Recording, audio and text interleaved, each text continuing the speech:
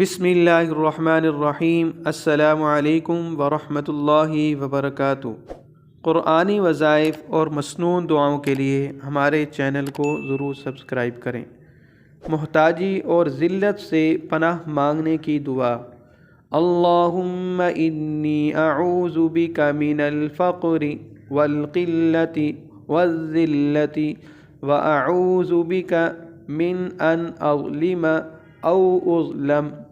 ترجمہ: اے اللہ، میں فقر و فاقہ، مال کی کمی یعنی محتاجی اور ذلت و رسوائی سے تیری پناہ چاہتا ہوں، اور میں اس بات سے بھی تیری پناہ چاہتا ہوں کہ میں کسی پر ظلم کروں یا مجھ پر ظلم کیا جائے۔